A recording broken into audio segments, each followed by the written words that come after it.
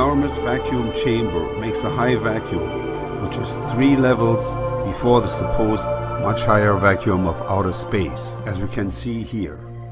Considering that the suits these guys here are wearing reminded me of one thing: bubble wrap. Now let's see what happens to bubble wrap if we put it in a table vacuum pump.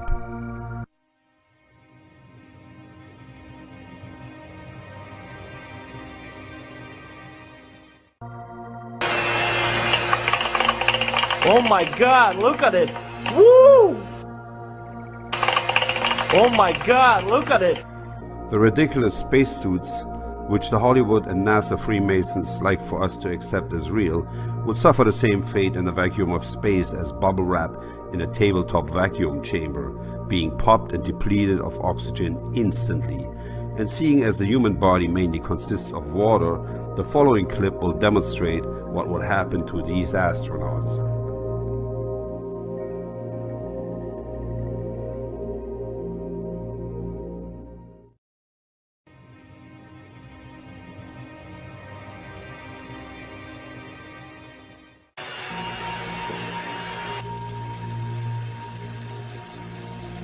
You can see a little bit of bubbles start going, and whoa, it start boiling.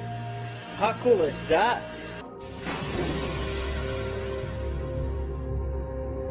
But the ultimate and most dangerous test was a huge, specially constructed vacuum chamber. One such test narrowly avoided disaster. Jim Leblanc was the test subject in the vacuum chamber. This is one of the rare instances where they tried to use a spacesuit in a vacuum chamber, but quickly realized that it's impossible in a high vacuum, so they immediately started using swimming pools to train and remained silent on the absence of vacuum chamber training by astronauts, which basically is a lie by omission. As I stumbled backwards, I could feel the saliva on my tongue starting to bubble just before I went unconscious.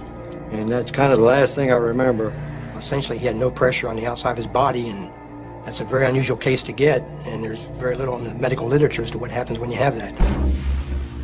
There's a lot of conjecture, that your fluids will boil, You can see a little bit of bubbles start going. I could feel the saliva on my tongue starting to bubble. They weren't able to construct proper spacesuits, and they didn't want their spacemen to get boiled, so they went to the swimming pool.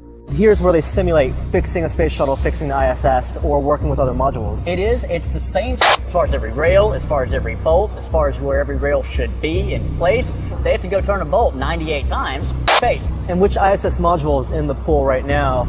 Pretty much everything that we have in the pool except for the Russian segment. They went from a no-pressure environment to a pressure environment, which makes no sense and simulates zero gravity only and exclusively for the camera. First up, Venus, which looks like a coin in a very shallow stream of water.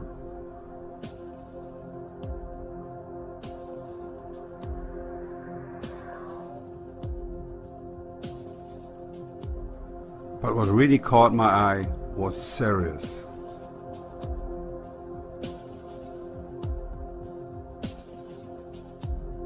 Made possible by microscopic photography, we can see that this crystal from distilled water bears a striking resemblance to the star Sirius.